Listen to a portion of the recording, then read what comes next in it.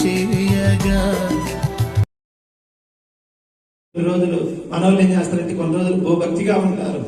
దేవుని స్తోత్రం కలుగును గాక. అంటే కొన్ని రోజులు మళ్ళీ భక్తిగా ఉంటుంది. ఏదైనా గొప్ప కార్యం చేసినప్పుడు, ఏదైనా మేలు చేసినప్పుడు, ఏదైనా కార్యం చేసినప్పుడు మా దేవుడు అంటే దేవుడు లేడు, ఆయనకి మించిన దేవుడు అని చెప్పి అనుకుంటారు. కానీ అబ్రాహాము అట్లా చేయలే.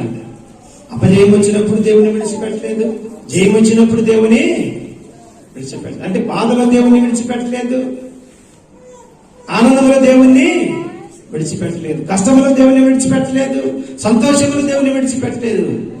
ఎప్పుడూ దేవుని కొరకు జయ జయ వీరుడిగా బ్రతికాడు. దేవునికి స్తోత్రం కలుగును గాక. అపజయాలు తక్కువ, జయాన్ని ఎక్కువగా పొందుకున్నాడు దేవుని సన్నిధిలో.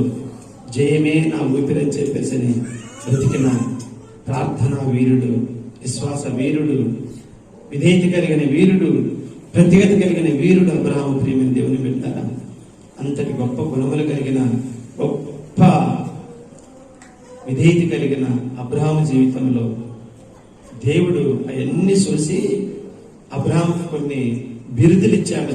ఇప్పుడు ఈ లోకంలో ఇస్తారు గొప్ప పనులు చేసే వాళ్ళకు ఏ బుక్కులు అయ్యాయి? గిన్నీస్ బుక్కులా? గిన్నీస్ బుక్ లో పేరు ఉంటుంది. ఇది గొప్ప కార్యాలు చేసే వాళ్ళకి గిన్నీస్ బుక్ లో. ఆ తర్వాత కొన్ని బహుమానాలు ఇస్తారుగా, ఏది అవార్డులు అని చెప్పేసి ఇస్తారు కదా. పనికి మనలకు ఇస్తారు అవార్డులు ఎవరికి ఇస్తారు? ఏదో చేసిన వాళ్ళకి, ఏదో ఘనకార్యాలు సాధించిన వాళ్ళకి. పనికి మనలు పనులు చేసే వాళ్ళు కూడా ఇస్తున్నారండి ఇప్పుడు అవార్డుల మీద అవార్డులు. సినిమాలు చేసే వాళ్ళందరూ పనికి మనలు పని చేస్తున్నారా, లేకపోతే మంచి పనులు చేస్తా ఉన్నారా? చెప్పండి ఒక మాట. సీరియల్ సినిమాలు చేసే మంచి పనులా, పనికి మనల పనులా? సమాజాన్ని పాడు చేసాయా, లేకపోతే బాగు చేసాయా? వాళ్ళకు కూడా అవార్డులు ఇస్తా ఉన్నారు. ఆ అవార్డులన్నీ ఈ లోక సంబంధమైన అవార్డులే, పనికిరాని అవార్డులు. కానీ యేసయ్య అబ్రాహాముకు ఆ రోజులోనే మంచి అవార్డులు ఇచ్చాడు. దేవుని స్తోత్రం చెప్పండి గట్టిగా. అబ్రాహాము మంచి అవార్డులు పొందుకున్నాడు దేవుని దగ్గర, ఆయన నోటి మాట చేత పొందుకున్నాడు. ఏంటి అవార్డులు అంటే? 5వదిగా చూడండి, రాసుకోండి. అబ్రాహామునకు విశేషమైన బిరుదులు కలవు, అవి విశేష లక్షణమును బయలుపరుచుతున్నవి. దేవునికి స్తోత్రం కలుగును గాక. అబ్రాహాము జీవితంలో దేవుడు విశేషమైన బిరుదులు ఇచ్చాడంటే, బిరుదులు అంటే ఆ రోజుల్లో ఎలాగా, ఈ రోజుల్లో ఎలాగా వాళ్ళకి ఇలాగా పలానా బిరుదులు, ఆస్కర్ అవార్డులు, నా అవార్డులు, ఈ అవార్డులు అని చెప్పేసి, ఏ పద్మశ్రీ అవార్డులు అని చెప్పేసి బిరుదులు ఇస్తున్నారు కదా. అట్లాగా ఈ లోక సంబంధమైన బిరుదులు కాదు అబ్రాహాము పొందుకుంది, విశేషమైన బిరుదులు. దేవుని చేత, సృష్టికర్త అయిన యెహోవా చేత బిరుదులు పొందిన వ్యక్తి అబ్రాహాము. దేవుని స్తోత్రం చెప్పండి గట్టిగా. ఏంటి ఆ బిరుదులు అంటే? ఆ బిరుదులు చెప్పి నేను ముగిస్తాను, జాగ్రత్తగా వినండి. ఆ బిరుదులు చెప్పి ముగిస్తాను, జాగ్రత్తగా వినండి. ఆ బిరుదులు ఏంటి? ఆ బిరుదులు ఏంటి అంటే, అబ్రాహామునికి ఇచ్చిన బిరుదులు ఏంటి అంటే, దేవుడు నెంబర్ 1 రాసుకోండి.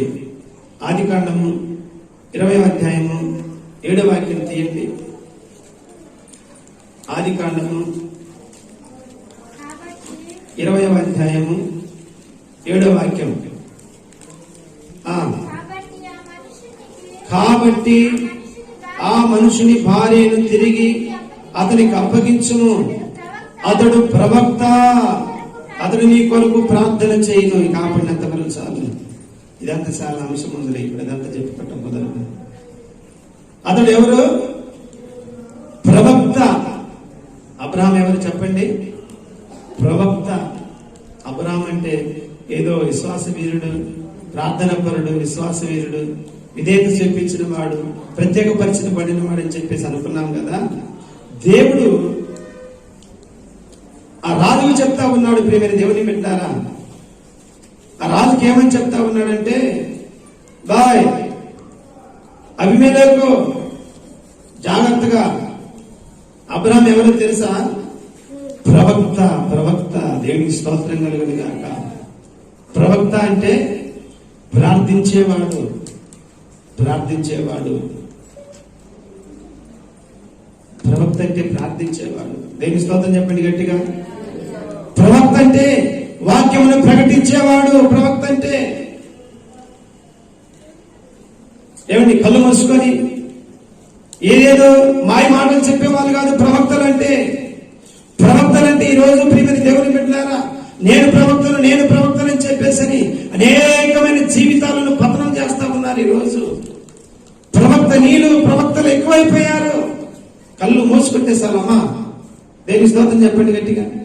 నిద్రపోయేవారు చెప్పండి, స్తోత్రం చెప్పండి గట్టిగా. హల్లెలూయా.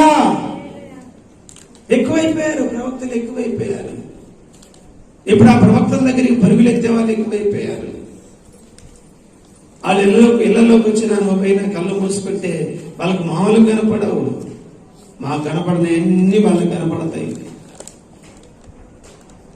వాక్యం ఉండదు, ప్రార్థనా జీవితం ఉండదు. ప్రియమైన దేవుని బిడ్డలారా,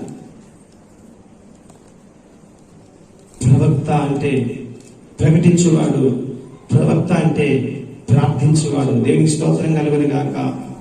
అబ్రహాము ఆ రోజుల్లోనే అనేక మందికి వాక్యాన్ని ప్రకటించిన గొప్ప ప్రవక్త. ప్రియమైన దేవుని బిడ్డలారా, అనేకుల కొరకు, రాజుల కొరకు కూడా ప్రార్థన చేసిన గొప్ప ప్రార్థనా వీరుడు అబ్రహాము. ప్రవక్తని బిరుదిచ్చాడు దేవుడు అబ్రహాముకి. దేవునికి స్తోత్రం కలుగును గాక. ప్రవక్త అంటే ఎవరయ్యా? కళ్ళు మూసుకొని ప్రవచించే వాళ్ళు కాదు ప్రవక్త అంటే. ఒక అమ్మాయి చెప్పింది, ఒక అమ్మాయి గర్భంతో ఉందంట. గర్భంతో ఉండి ఆ మందిరానికి వెళ్తుంది. ఆయన కూడా ప్రవక్తే. కళ్ళు మూసుకొని ప్రవచనం చెబుతూ ఉంటాడు. నా కుమారి, నీకు పుట్టేది మగపిల్లగాడని నేను చెప్పేసి అన్నాడంట. ఆ దినములు సంపూర్ణమైన అమ్మాయి పుట్టింది. సంఘంలోనే ప్రకటించాడు. సంఘంలోనే కళ్ళు మూసుకొని మందిరానికి వెళ్తా ఉంది. మొదటిగా ఒక అమ్మాయి పుట్టింది. ఇక రెండో గర్భం ఉంది. రెండో గర్భం ఉన్నప్పుడు ఆయన ఏదో దేవుడు ప్రేరేపించినట్టే కళ్ళు మూసుకొని పేరు పెట్టిన కుమారి, ఇదిగో నీకు అబ్బాయి పుడతాడు ఈ కాన్పులని చెప్పానంట. పుట్టేసరికి అమ్మాయి పుట్టింది. ప్రవక్త మాట మరి పలికితే మాట తప్పకూడదే. దేవునికి స్తోత్రం చెప్పండి గట్టిగా. నిజమైన ప్రవక్త నోట్ల నుండి బయలు వెళితే ఆ మాట ఏం చేయాలి చెప్పండి? ఏం చేయాలి? నెరవేర్చబడాలి. ఈ రోజు అనేక మంది ప్రవక్తలమని చెప్పుకొని ప్రజలను మభ్యపెట్టి ప్రియమైన దేవుని బిడ్డలారా పబ్బము గడుపుకునే వాళ్ళు చాలా మంది లోకంలో తయారయ్యారు. ప్రవక్త అంటే కళ్ళు మూసుకొని నీ ఇంట్లో చీకటి ఉంది, నీ ఒంట్లో దయ్యం ఉంది, ఇదిగో 7 వారాలు వస్తే 3 వారాలు వస్తే అని చెప్పేది కాదు ప్రవక్త జీవితము. దేవుని స్తోత్రం కలుగును గాక. ప్రవక్త అంటే వాక్యమును ప్రకటించాలి, ఖండించాలి, బుద్ధి చెప్పాలి, జాగ్రత్తగా దేవుని సన్నిధిలో జాగ్రత్తగా బ్రతకాలి. ప్రవక్త ఎవరికి భయపడతాడా ప్రవక్త? చెప్పండి భయపడతారా? దేని స్తోత్రం చెప్పండి గట్టిగా. చావుకైనా భయపడడు, దేనికైనా భయపడడు ప్రవక్త అంటే. ఆ ప్రవక్త ఎవరై అంటే వాక్యము చేత నింపబడిన వాడు. దేవునికి స్తోత్రం కలుగును గాక. పరిశుద్ధ గ్రంథంలో ప్రవక్తలు ఉన్నారు, కావాలంటే మీరు చూడండి. ఇర్మియా ప్రవక్తనుడు, ఇర్మియాను ఒక పక్క కొడుతున్నా కానీ చదువుతూనే ఉంటాడు. దేవుడు చెప్పమంతా చదువుతుంటాడు. ఆయన ఏం చెప్పంటే ఆయన చదువుతా ఉంటాడు. ఆయన చెప్పమంటే చెబుతాడు కానీ ప్రజలకి వేరొకటి చెప్పడు. అది చెప్పేసరికి ప్రజలకు కోపం వచ్చి నువ్వు ఎప్పుడు నువ్వు తెలిస్తే మాకు దేవుని లేవరా నాయన, నువ్వు శాపాలే ఇస్తా ఉంటామని చెప్పేసి ఇర్మియా గారి చివరికి నీళ్ళేని బాయిలు కూడా వేశారంట. బైబిల్లో ఉంది, నీళ్ళేని బాయిలు కూడా వేశారు. అలా కష్టపెట్టారు నిజమైన ప్రవక్తల్ని. ఇప్పుడు కూడా నిజమైన ప్రవక్తలకు భోజనం లేదు. ఉందా చెప్పండి? నిజమైన ప్రవక్తల భోజనం ఉందా? అబద్ధీకులకు చూడండి, అందరూ పోగవుతారు, అన్ని సాకారంగా ఉంటాయి. నిజంగా వాక్యం ఖండించి బుద్ధి చెప్పే వారికి అన్ని కష్టాలే, అన్ని బాధలే. అయినా బాధ లేదు. ముఖస్తుతి చేసి రేపు దేవుని దగ్గర తల ఉంచుకునే కంటే వాక్యం ఉన్నట్టుగా ప్రకటించడమే ప్రవక్త యొక్క లక్షణాలు. దేవుని స్తోత్రం చెప్పండి గట్టిగా చెప్పండి. హల్లెలూయా. అబ్రహాము ప్రవక్త ప్రార్థన చేసేవాడు, అంటే ప్రకటించేవాడు, ప్రార్థన చేసేవాడు. అబ్రహాం అంటే ప్రవక్త అని బిరుదిచ్చాడు ప్రేమ.